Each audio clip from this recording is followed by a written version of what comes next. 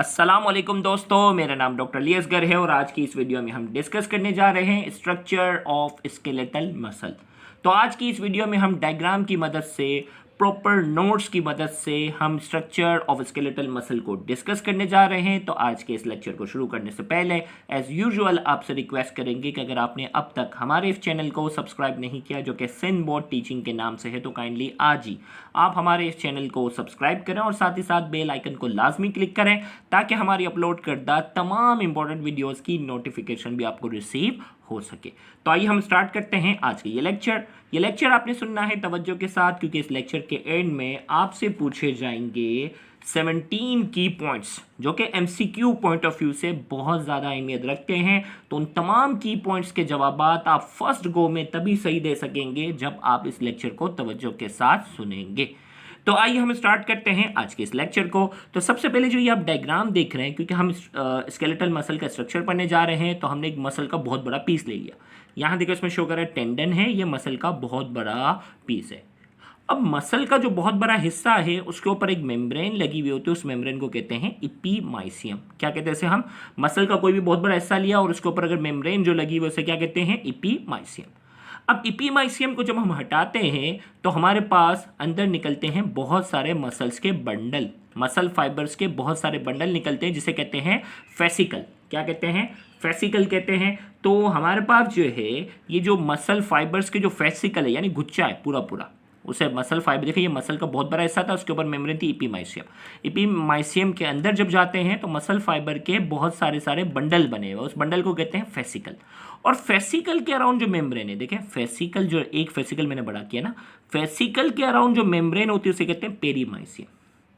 Muscle के piece के around जो मेम्ब्रेन है वो इपीमाइसियम है और फेसिकल के अराउंड जो मेम्ब्रेन है वो क्या है? पेरीमाइसियम।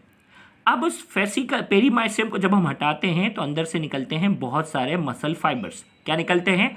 बहुत सारे जो है वो मसल फाइबर्स निकल रहे होते हैं। तो यहाँ हम ये बात करने जा रहे हैं कि अंदर से निकल रहे हैं बहुत सारे मसल फाइबर्स। अब मसल फाइबर्स को जब हम मैग्नीफाई करके देखते हैं तो उसके अंदर से निकलता है मायोफिब्रिल। क्या निकलता है? उसके अराउंड निकलता है मायोफिब्रिल। और ये जो मसल फाइबर की जो मेम्ब्रेन है, गौर से सुनिएगा, मसल फाइबर की हैसियत जो है वो क्या है? मसल के सेल की है। क्या है? मसल फाइबर की जो हैसियत है वो क्या है? मसल के सेल की, इसलिए मैंने यहाँ लिख दिया सेल। अगर आपसे पूछा जाए कि स्केलेटल मसल का सेल कौन सा है, आप कहेंगे मसल फाइबर।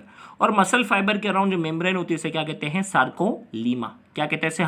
उसे हम कह रहे हैं यहाँ ये सार्कोलीमा है जो कि मसल फाइबर की क्या है? मेम्ब्रेन है। तो इसी तरीके से यहाँ हम ये बात करने जा रहे हैं ये, और मसल फाइबर को जब हम मैग्नीफाई करके, बहुत ज़्यादा मैग्नीफाई करके देखते हैं तो क्या है? मायोफिब्रिल है। फिर पेरीमाइसियम के अराउंड अगर आप देखें ब्लू से यहाँ हमने जो निशान लगाए ये शो कर रहे हैं ब्लड वेसल्स, नर्व वगैरह जो होती हैं वो यहाँ इन बिटवीन द फेसिकल्स जो हैं ये मौजूद होती हैं। अब यहाँ इस डायग्राम को समझने से पहले अब तक जो हमने जो डिस्कस किया वो हम बात करते हैं स्ट्रक्चर ऑफ स्केलेटल मसल में।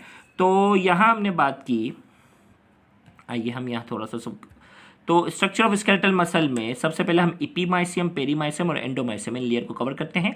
अब muscle is compose of thousands of muscle fiber group in bundles. कोई भी मसल होता है वो थाउजेंड्स ऑफ मसल फाइबर से बना हुआ होता है जो बंडल्स की शक्ल में होते हैं। The overall muscle organ is surrounded by a membrane called epimysium. जो मसल ऑर्गन जो होता है ना, पूरा जो मसल का इतना बड़ा हिस्सा होता है और उसके अराउंड जो मेम्ब्रेन होती है उसे कहते हैं इपीमाइसियम। फिर आ जाता है perimysium. Muscle fibres are gather inside the epimysium in many groups. Muscle के जो फाइबर्स होते हैं ना वो इपीमाइसियम के अंदर बहुत सारे ग्रुप्स में बने हुए होते हैं। Each group of fibre is called fascicle. और जो हर ग्रुप होता है उसे क्या कहते हैं? Fascicle. Surrounded by a membrane called perimysium. Her group जो होता है जिसे हम फेसिकल कहते हैं वो क्या होता है? Surrounded by a membrane called perimysium, उसे हम कहते हैं पेरीमाइसियम। फिर पेरीमाइसियम की अगर एंडोमाइसियम की बात करेंगे, inside each fascicle a muscle fibre is enveloped by a thin connective tissue layer collagen called endomysium. याद रखिएगा यहाँ हम बात कर रहे हैं मसल फाइबर के अराउंड अगर कोई लेयर है तो वो क्या कहलाएगी? एंडोमाइसियम। तो फिर से रिपीट कर रहे हैं, मसल ऑर्गन के अराउंड जो मेम्ब्रेन है वो इपीमाइसियम, मसल फेसिकल के अराउंड है पेरीमाइसियम और मसल फाइबर के अराउंड जो अगर लेयर है तो उसे कहते हैं एंडोमाइसियम। और जो मसल फाइबर की जो मेम्ब्रेन है, मसल फाइबर की जो मेम्ब्रेन है उसे सार्कोलीमा नाम दिया था। देखिए भाई, मसल फाइबर के अराउंड अगर कोई कोलेजन की लेयर है तो वो एंडोमाइसियम है, लेकिन जो मसल फाइबर की जो सेल मेम्ब्रेन है उसे सार्कोलीमा कहते हैं। तो दोनों का डिफरेंशिएशन मैं आपको क्लियर कर रहा हूँ।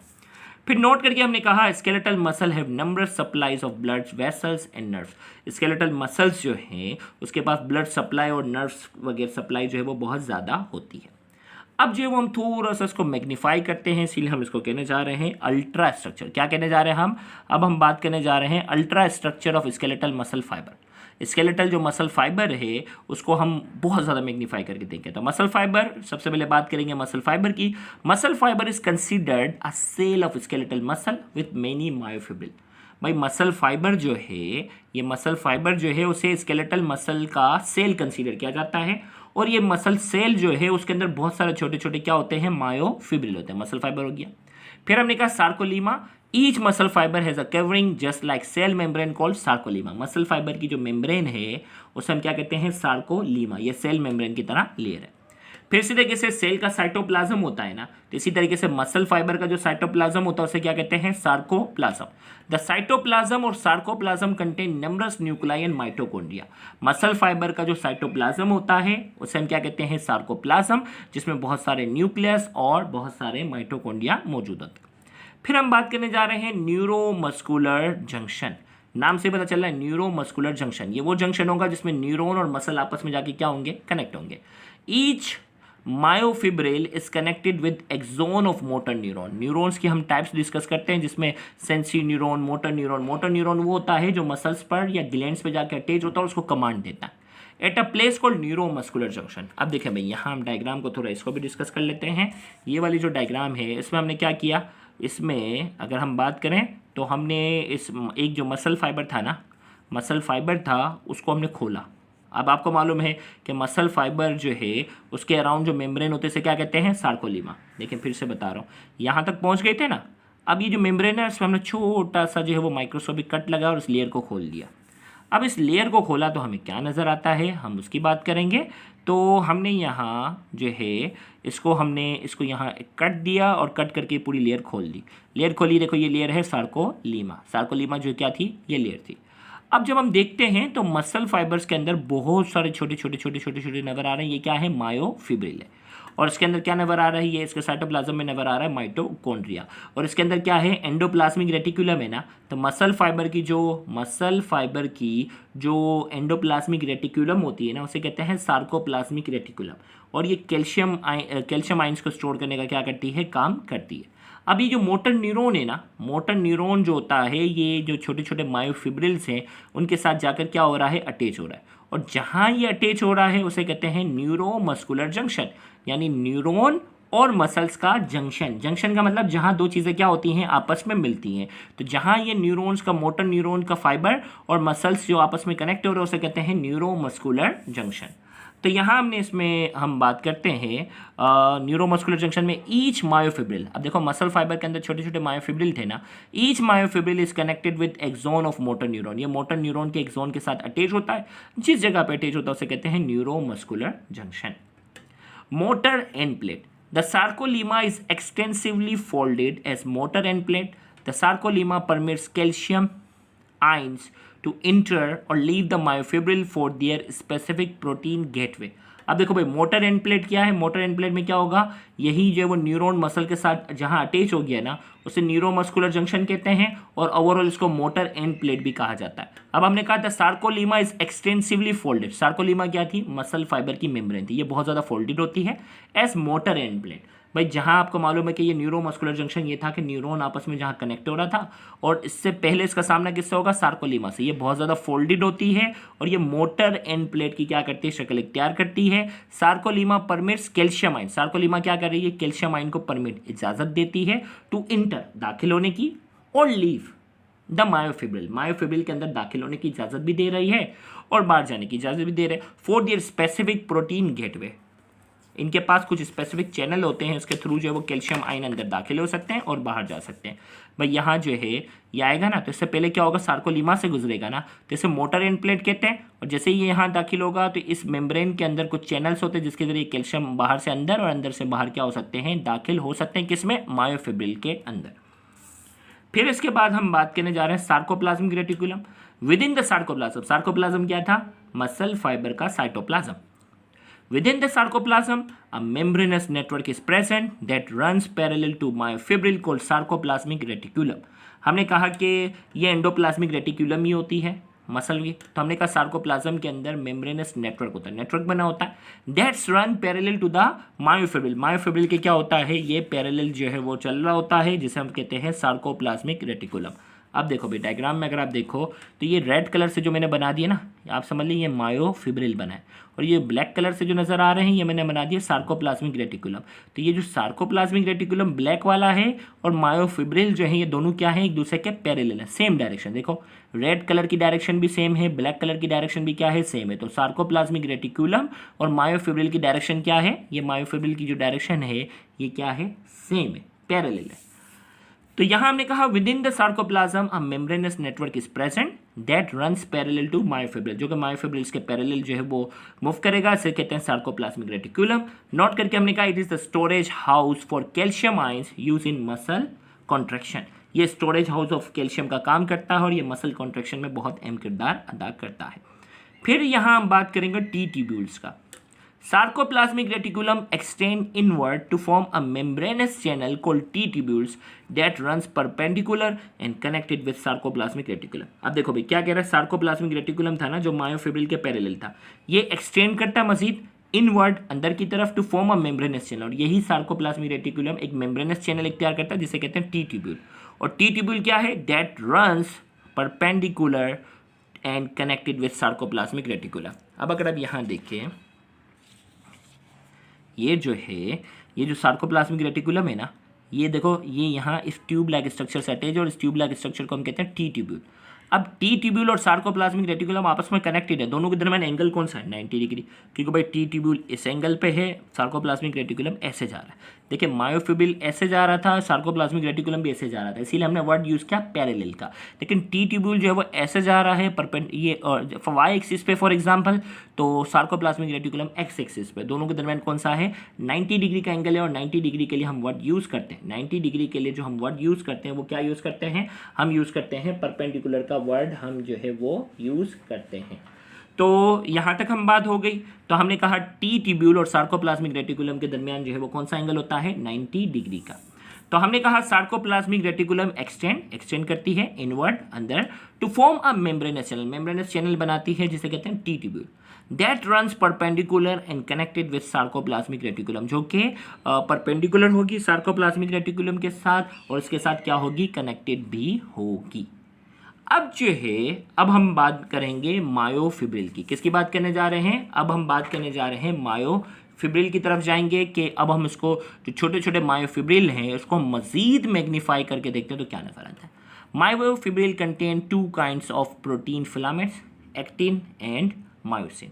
इसमें 2 किस्म के जो है हम इसको मैग्नीफाई करके देखते हैं तो हमें पता चलता है कि इसमें 2 किस्म के फिलामेंट, मायोफिब्रिल को बढ़ा करके देखा तो 2 किस्म के नजर आए. एक कहलाता है एक्टिन फिलामेंट जो कि थिन फिलामेंट है, और जो रेड कलर से जो बनाया हुआ क्या है, मायोसिन फिलामेंट नजर आ रहा है. अब ये थिक फिलामेंट है और ये क्या है, थिन फिलामेंट है, दोनों मिलकर ये इसमें मौजूद होते हैं.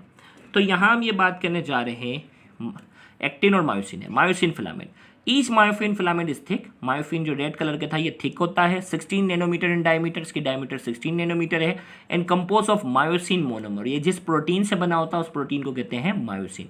It has 2 twisted strand with projected head outward which form a cross link with actin filament. हमने कहा ये जो ना 2 स्ट्रैंड जो हैं वो आपस में मिले हुए होते हैं.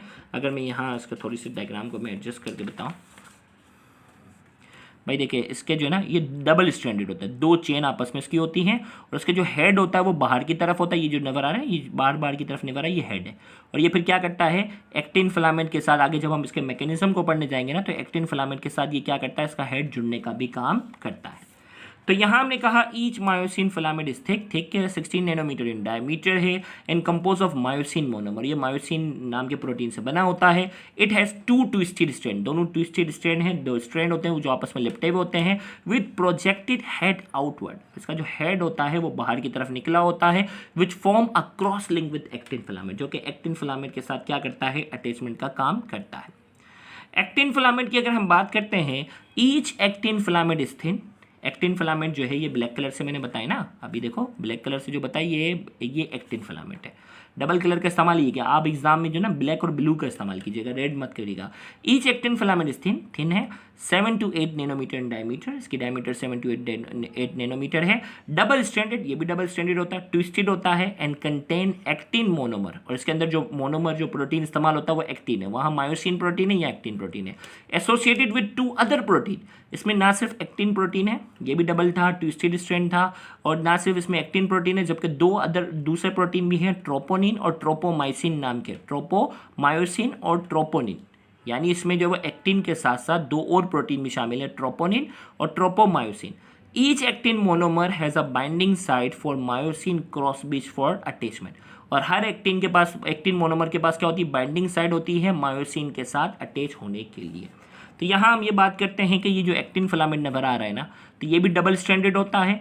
ये सिर्फ यहाँ एक्टिन नाम का मोनोमर नहीं होता, इसके साथ ट्रोपोनिन नाम का प्रोटीन भी होता है और ट्रोपोमायोसिन नाम का भी प्रोटीन होता है, और हर एक्टिन के पास जो है वो अटैचमेंट की साइड होती है कि ये मायोसिन के साथ क्या होगा, मसल कॉन्ट्रैक्शन के साथ जुड़ेगा, जो आगे हम मैकेनिज्म में डिस्कस करेंगे। ओके, अब हम बात करते हैं, नोट करके हमने कहा कि अगर आपसे पूछा जाए शॉर्ट में कि भाई ट्रोपोनिन क्या है, ट्रोपोनिन जो यहाँ प्रोटीन है, troponin is a complex of 3 different सब यूनिट्स। ट्रोपोनिन बेसिकली जो है वो 3 अलग सब यूनिट से बना है, एक कहलाता है ट्रोपोनिन सी, एक कहलाता है ट्रोपोनिन आई, और तीसरा कहलाता है ट्रोपोनिन टी।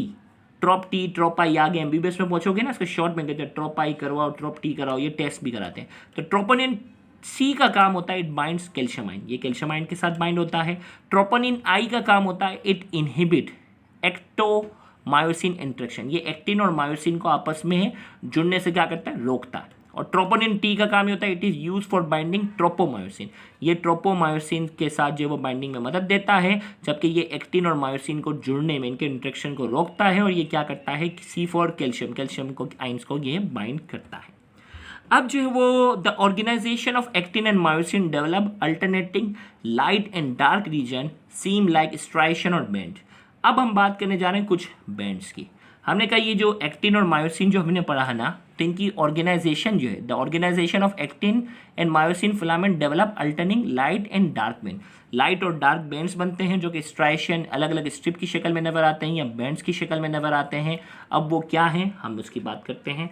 अब एक कहलाता है I band, Z line, A band, M line, H zone, ये सारी चीज़ हम यहाँ डिस्कस करते हैं। अब देखो भाई ये डायग्राम है। अब डायग्राम में अगर आप गौर से देखें, ये मायोसिन था रेड कलर से, ये एक्टिन है। अब जो है यहाँ अगर साइड के अगर रीजन की बात करो, यहाँ से लेकर यहाँ तक की बात करो, तो आपको सिर्फ जो वो एक्टिन फिलामेंट नजर आएंगे, थिन फिलामेंट नजर आएंगे। ये लाइट रीजन होता है। माइक्रोस्कोप में जब हम देखते हैं तो ये पूरा हिस्सा जो नजर आ रहा है, जहाँ सिर्फ थिन फिलामेंट है, ये पूरा जो थिन वाला हिस्सा होता है वो लाइट कलर का नजर आता है, उसे हम कहते हैं आई बैंड। क्या कहते हैं उसे हम, आई बैंड। और ये जो पूरा है ना, यहाँ से लेकर यहाँ तक का हिस्सा है जहाँ थिन और थिक फिलामेंट दोनों है, यहाँ से लेकर यहाँ तक का हिस्सा अगर बात करो, ये कहलाता है ए बैंड। ए बैंड के अंदर थिक और थिन फिलामेंट क्या होते हैं, दोनों होते हैं। इसी तरीके से बीच में ए बैंड है ना, ए बैंड का जो बीच वाला हिस्सा होता है वो थोड़ा सा लाइट होता है, लाइट नहीं होता, थोड़ा सा लाइट होता है। देखो आई बैंड तो बिल्कुल लाइट है, ए बैंड क्या है, पूरा का पूरा डार्क है। लेकिन ए बैंड का जो बीच वाला हिस्सा होता है वो थोड़ा सा कंपेरेटिवली कम डार्क होता है, जिसे हम कहते हैं लाइटर। ए बैंड के अंदर इसके मुकाबले में कुछ भी नहीं है, लेकिन जो पूरा ए बैंड है उस पूरे ए बैंड के मुकाबले में थोड़ा सा ये लाइट होता है, जिसे हम कहते हैं एच जोन। क्या कहते हैं इसे हम, एच जोन। और इसी तरीके से यहाँ जो ए आई बैंड है ना, आई बैंड की जो ये वाला हिस्सा होता है ना, अगर मैं यहाँ डॉटेड लाइन से अगर ड्रॉ कर दूँ, ये अगर डॉटेड लाइन से अगर हम ड्रॉ कर दें, ये कहलाती है जेड लाइन। क्या कहलाती है इसे, ये कहलाती है जेड लाइन। इसी तरीके से यहाँ पे भी अगर ड्रॉ कर दी जाए तो ये क्या होती है हमारे पास, ये कहलाती है जेड लाइन। और दो जेड लाइन के दरमियान का जो डिस्टेंस होता है वो क्या कहलाता है, सार्कोमेयर। क्या कहलाता है, सार्कोमेयर। और ये कहलाता है basic unit of contraction of skeletal muscle. ये स्केलेटल मसल की कॉन्ट्रैक्शन का क्या है, बेसिक यूनिट कहलाता है। यानी दो जेड लाइन में अगर यहाँ से डायग्राम को अगर लेबल भी कर दूँ कि ये जो डायग्राम है ये है जेड, ये है जेड लाइन, ये जेड लाइन हो गई। अब दो जेड लाइन के दरमियान का जो फासला है वो क्या कहलाता है, दो जेड लाइन के दरमियान का जो फासला है ये क्या कहलाता है, सार्कोमेयर कहलाता है। ये सार्कोमेयर हो गया। अब वन बाय वन हम थोड़ा सा, मैंने आपको बेसिक बना दी ना, अब देखो थोड़ी थोड़ी आइडिया होता जाएगा। सबसे पहले हम आई बैंड की बात करेंगे। I stand for isotropic band. The lighter region contain only actin filament called I band. भाई आई बैंड, यहाँ देखो सिर्फ और सिर्फ एक्टिन फिलामेंट थे ना, तो एक्टिन फिलामेंट को हम क्या कह रहे हैं, आई बैंड। जेड लाइन क्या है, actin filament of I band connected by Z line और Z disc. Z stand for ज्यूइश, मीन्स मिडल, क्या कहलाता है, इसका मतलब होता है मिडल। ये दूसरी जबान ग्रीक जबान के ये वर्ड्स होते हैं, इसका मतलब होता है मिडल। तो एक्टिन फिलामेंट जो है, ये जो आई बैंड है, इसका थिन वाला हिस्सा जो होता है, उसके बीच में एक लाइन होती है, इसे क्या कहते हैं, जेड लाइन होती है। तो आई बैंड क्या है, लाइटर रीजन है, उसमें सिर्फ और सिर्फ क्या है, एक्टिन फिलामेंट, और इसके मिड में क्या है, जेड लाइन मौजूद है। इसी तरह से ए बैंड की बात करेंगे, ए बैंड कहलाता है anisotropic. The dark region, ये डार्क रीजन है, contain thick myosin filament overlapping thin filament called A band. आपको मालूम है कि ये जो डार्क बैंड है, ए बैंड, इसमें थिक और थिन फिलामेंट क्या है, दोनों हैं, और ये डार्क कलर का ए बैंड है। फिर इसी तरीके से एम लाइन की बात करेंगे, myosin filament are connected by M line और डिस्क। अब यहाँ इनके बीच में भी क्या होती है, एक छोटी सी जो है एक डॉटेड लाइन अगर हम यहाँ बना लें तो ये कहलाती है एम लाइन। क्या कहलाती है, ये छोटी सी कहलाती है एम लाइन। फिर आ जाता है H zone. The A band has slightly lighter middle reason called H zone. H का मतलब हेली, हेली दूसरी जबान का वर्ड है, इसका मतलब था light, containing only myosin filament. यहाँ कंटेनिंग ओनली मायोसिन फिलामेंट। अगर यहाँ हम बात करते हैं कि ये जो ए बैंड था ना, इसका बीच वाला हिस्सा क्या था, एच जोन था, और एच जोन की खास बात ये थी कि इस पूरे जोन में सिर्फ और सिर्फ मायोसिन फिलामेंट था, एक्टिन नहीं था। बाकी इस पूरे बैंड में जो है वो एक्टिन और मायोसिन दोनों है, लेकिन इसका जो बीच वाला हिस्सा जो थोड़ा सा लाइटर है उसे एच जोन कहते हैं, और एच जोन में सिर्फ और सिर्फ क्या है, थिक फिलामेंट मौजूद है। फिर आखिर में हम बात करेंगे sarcomere. The region between two Z line is called sarcomere. और ये जो दो जेड लाइन का दरमियान का जो फासला था, दो जेड लाइन के दरमियान का जो फासला था, उसे हम कहते हैं सार्कोमेयर। और सार्कोमेयर को कहा जाता है it is the basic unit of contraction of skeletal muscle. ये स्केलेटल मसल की कॉन्ट्रैक्शन की क्या है, ये बेसिक यूनिट है। जब भी मसल कॉन्ट्रैक्ट होगा ये सार्कोमेयर छोटा होगा, जब भी मसल रिलैक्स होगा ये क्या होगा, बड़ा होता जाएगा। ये आगे आने वाले लेक्चर में मैकेनिज्म में हम डिस्कस करेंगे इसी डायग्राम को। तो आइए अब तक हमने जो कुछ डिस्कस किया उसके हवाले से हम बात करते हैं की पॉइंट्स। 17 की पॉइंट्स हैं। The overall muscle organ is surrounded by a membrane called. Overall जो मसल ऑर्गन जो सराउंड होता है उस मेम्ब्रेन को क्या कहते हैं। Muscle fascicle is surrounded by a membrane called. Muscle fascicle के अराउंड जो मेम्ब्रेन होती है उसे क्या कहते हैं। Muscle fibre is surrounded by a membrane called. Muscle fibre जो है उसके अराउंड जो मेम्ब्रेन होती है उसे क्या कहते हैं। Cell membrane of muscle fibre is called. अब देखो एक सवाल बन जाएगा, मसल फाइबर के अराउंड जो मेम्ब्रेन है वो तो सार्कोलीमा हो गई, लेकिन मसल फाइबर के अराउंड जो कनेक्टिव टिश्यू होते हैं वो एंडोमाइसियम कहलाएगा। बच्चा उलझेगा किसमें, एंडोमाइसियम और सार्कोलीमा में। तो यहाँ यही बात क्लियर कर दूं कि muscle fibre surrounded by membrane sarcolemma, cell membrane of muscle fibre sarcolemma. लेकिन अगर कनेक्टिव टिश्यू अगर कहता है, कनेक्टिव टिश्यू का वर्ड अगर यूज हो रहा है तो आप एंडोमाइसियम करेंगे, तो मसल में उलझने की जरूरत नहीं है। तो ये एपीमाइसियम और ये आपके पास पेरीमाइसियम और यहाँ आपके पास सार्कोलीमा और सार्कोलीमा हो जाएगा। Dash is the storage house for calcium ions. कौन सी चीज़ है वो, कैल्शियम आइंस का जो स्टोरेज हाउस है। Sarcoplasmic reticulum extend inward to form a membranous channel called. Sarcoplasmic reticulum जो है वो एक मेम्ब्रेनस चैनल बनाता है, उसे क्या कहते हैं। Dash runs perpendicular and connected with sarcoplasmic reticulum. वो कौन सा स्ट्रक्चर है जो परपेंडिकुलर मूव करता है सार्कोप्लाज्मिक रेटिकुलम के साथ और उसके साथ कनेक्टेड भी होता है।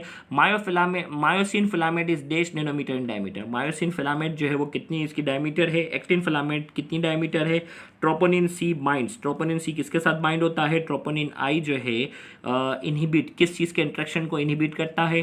ट्रोपोनिन टी जो है वो इज यूज फॉर बाइंडिंग, किस चीज़ को बाइंड करने के लिए काम आता है। I band contain only dash filament. I band के अंदर किस किस्म के फिलामेंट होते हैं। A band contain only dash filament. A band के अंदर कौन कौन से फिलामेंट होते हैं। कितने हो गए, 14 पॉइंट्स हो गए। फिर उसके बाद जो है myosin filaments are connected by. Myosin filaments जो है वो किस चीज़ के साथ कनेक्टेड होते हैं। A band has a slightly lighter middle region. A band के अंदर जो स्लाइटली मिडल रीजन होता है उसे क्या कहते हैं, लाइटर रीजन होता है। The region between two Z line is called. दो जेड लाइन के दरमियान का जो रीजन होता है उसे क्या कहते हैं। टोटल 17 पॉइंट्स हैं जिनके जवाब आपने कमेंट सेक्शन में देने हैं। उम्मीद करते हैं आज का ये लेक्चर आपके लिए काफ़ी इंफॉर्मेटिव होगा। Thank you very much. अल्लाह हाफ़िज़।